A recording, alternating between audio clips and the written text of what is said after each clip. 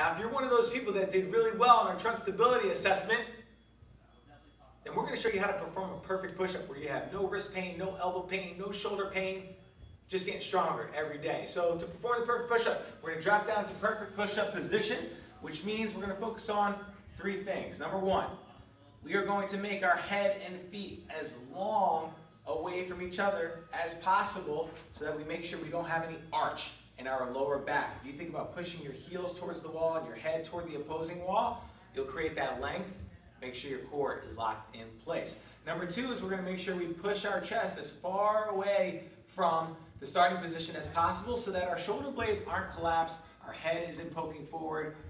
Okay? We're in a good, strong position so that shoulder is supported.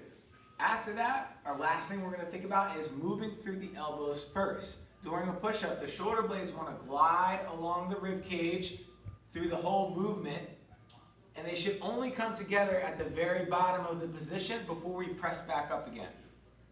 Boom. Again, come all the way to the top, fully extended. Arms and legs are out long. We're pushing away, and then we pull ourselves down in position, breaking through the elbows first. And you want to think about the elbows going down and back towards the hips on about a 45-degree angle. One more. Beautiful. Shoulder blades come together at the bottom, and then we press out at the top. Go ahead and relax. Awesome. If you do a push-up correctly, it should look like that right there. You should be pretty taxed after doing 5 smooth push-ups.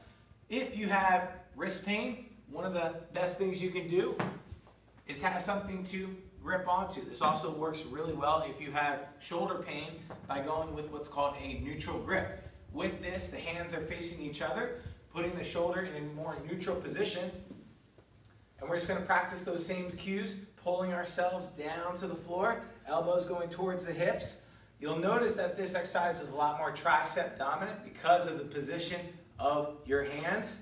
Boom, press back up to the top. You can also change the alignment of the dumbbells. If you want it to look more like a 3/4 push-up position, you can do that as well. This is also a little bit safer, feels a little bit better on the shoulder. If you'd like to go with a straight bar across, just like a regular push-up would be with your hands, you could do that as well.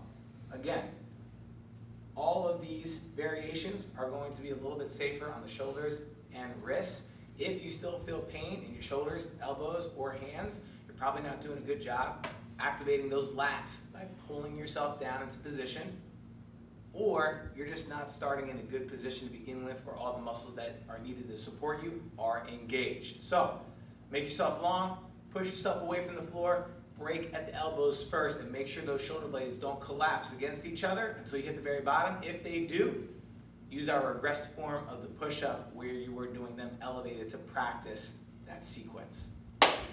That's a wrap.